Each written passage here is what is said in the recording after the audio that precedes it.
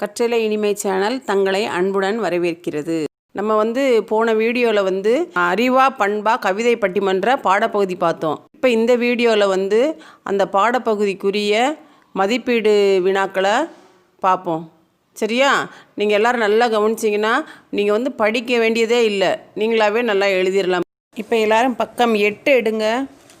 பக்கம் 8ல் மேலே பாரு, கற்பவை கற்றபின் அப்படி இருக்கா?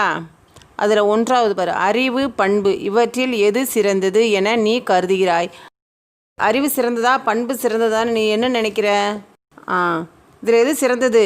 அறிவே சிறந்ததாக நான் கருதுகிறேன். நீங்கள் ஒவ்வொருத்தரும் ஒன்று ஒன்றா சொல்லிக்கலாம், 2ல் எதனாலும் சொல்லிக்கலாண்ணே. அறிவு தான் முன்னேற்றத்தின் ஆணிவேர், இது பற்றி உன் கருத்து என்ன? அறிவு தான் முன்னேற்றத்தின் ஆணிவேர் அப்படின்னு நான் சொல்கிறேன்னா அதுக்கு என்ன காரணம், உன்னோட கருத்து என்ன அப்படின்னு கேட்குறாங்க. சரியா? இப்போ பாரு, அதுக்கு பதில் பாரு, அறிவுதான் முன்னேற்றத்தின் ஆணிவேர் என்பது உண்மை. மனிதனின் அறிவுதான் அவனை சிந்திக்க வைத்து இன்று நாகரிக மனிதனாக உருவாக்கி ஆதிகால மனிதன் படிப்படியான அறிவு வளர்ச்சியால் தான் இன்று மாற்றம் கொண்டு உலகம் ஆள்கின்றான். ஆகவே அறிவு தான் முன்னேற்றத்தின் ஆணிவேர். அவனுக்கு அறிவு இருக்க போய் தான் அவன் கொஞ்சம் கொஞ்சமாக சிந்தித்து செயல்பட்டு நாகரிக மனிதனாக மாறி இப்போ எங்கே வரைக்கும் வந்துருச்சு, உலகத்தை நம்ம கையிலேருந்தே பார்க்குற அளவுக்கு வந்துருச்சு. ஒரு சின்ன ஃபோன் வச்சு நம்ம என்ன செஞ்சுக்கிட்டு இருக்கோம், உலகத்தில் எந்த மூலையில் என்ன நடந்தாலும் பார்த்துக்கிட்டு இருக்கோம். அந்த அளவுக்கு அறிவு மனிதனோட முன்னேற்றத்துக்கு ஆணிவேராக இருக்குது. என்ன? சரி, அடுத்து, நாட்டின் வளர்ச்சியில் பெரும் பங்கு வகிப்பவர்கள் நல்லவர்களா வல்லவர்களா? வகுப்பறையில் சொற்போர் நிகழ்த்துக. இதை பற்றி பட்டிமன்றம் நம்ம வகுப்பறையில் நடத்துவோன்னே. சரி, அடுத்து, படித்து அறிக. இலக்கிய மன்ற தொடக்க விழா நிகழ்ச்சி நிரல். இப்போ ஒரு விழா நடத்துகிறோம்னா அதில் நிகழ்ச்சி நிரல் எப்படி நம்ம தயார் பண்ணணும்னு பாரு.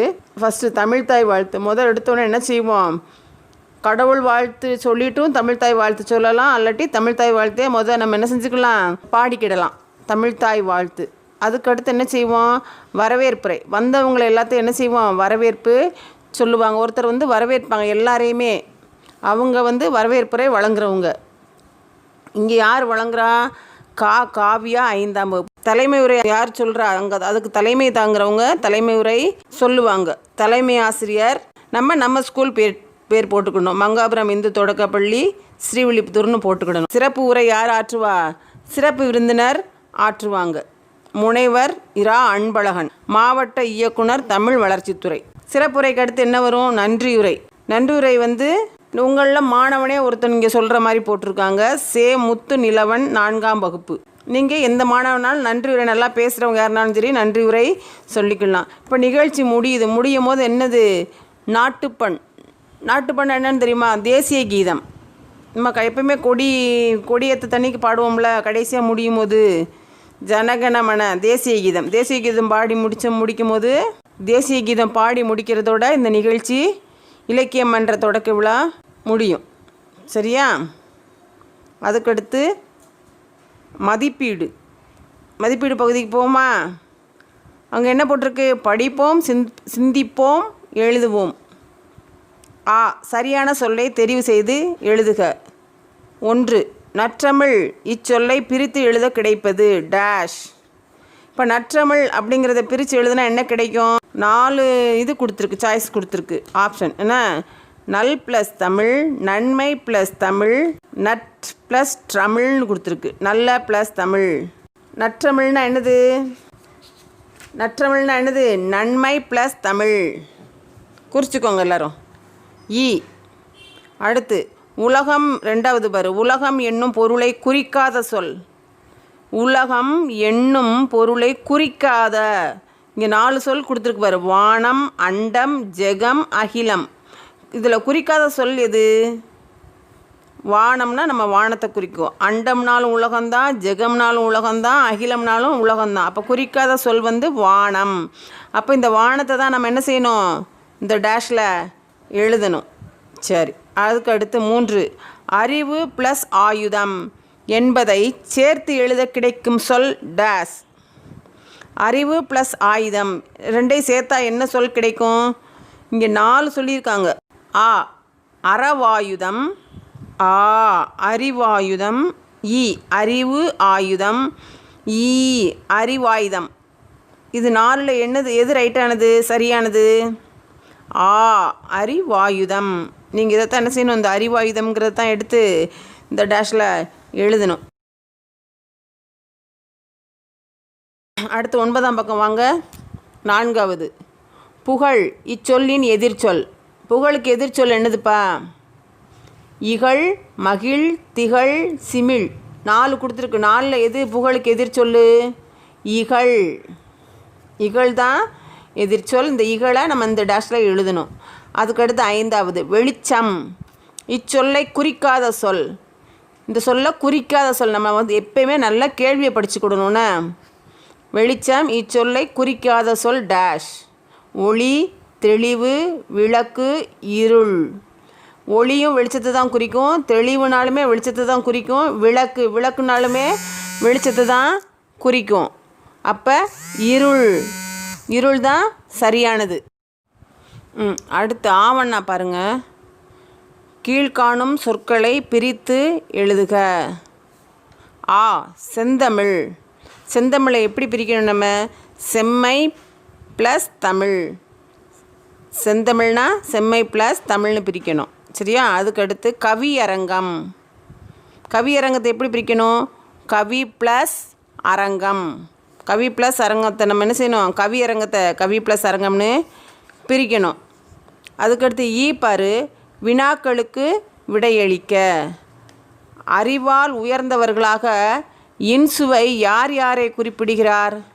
அறிவால் உயர்ந்தவர்களால் இன்சுவை யார் யாரை குறிப்பிடுறார்?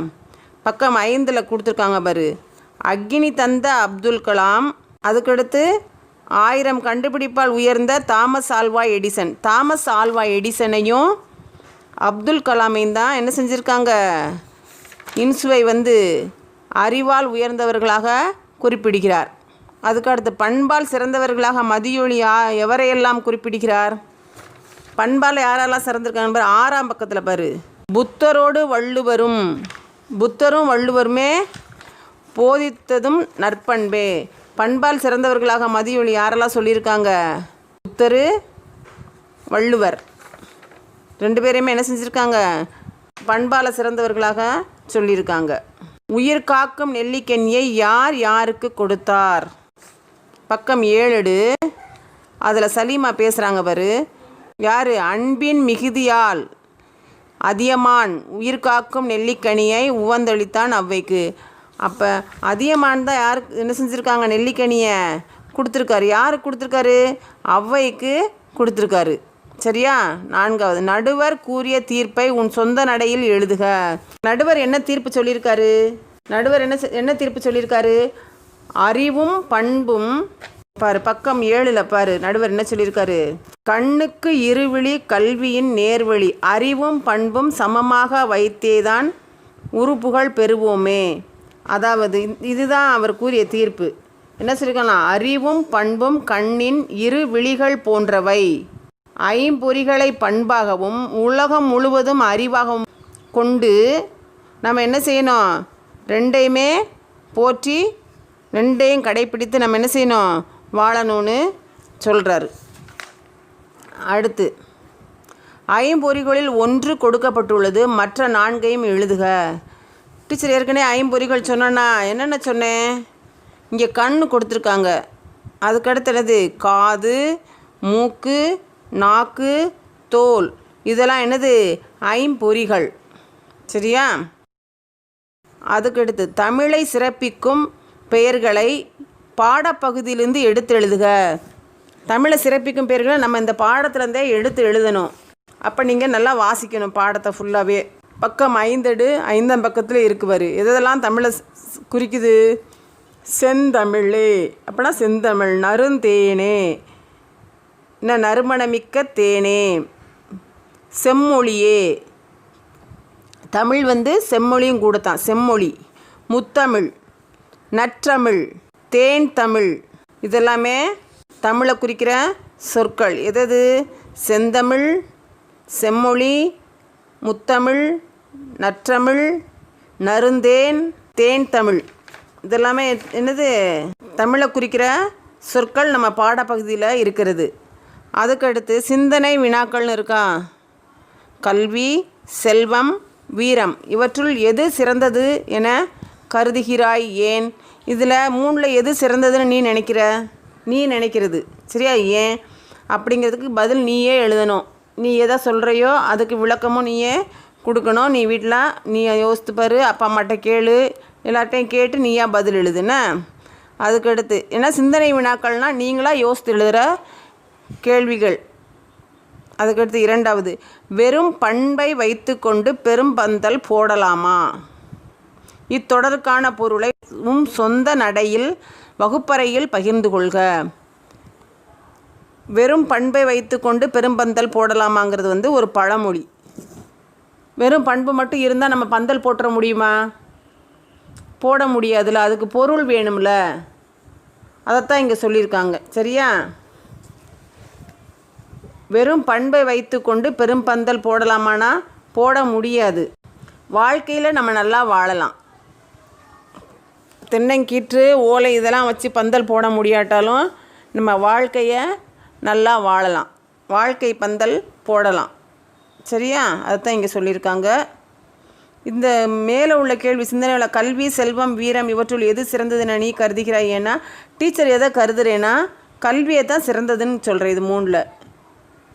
ஏன்னா கல்வி நம்ம விட்டு எப்பயுமே அழியாது. நம்ம பிறருக்கு கொடுத்தா கூட கல்வி நமக்கு என்ன செஞ்சுக்கிட்டு இருக்கும்? அதிகரிச்சுக்கிட்டே இருக்கும் சரியா? இப்போ நம்ம ஒரு நீயே உனக்கு தெரியாத மாணவர்களுக்கு சொல்லி கொடுத்தேன்னு வையேன், உனக்கு இன்னும் கொஞ்சம் நீ நல்லா படிச்சுக்கிடுவ.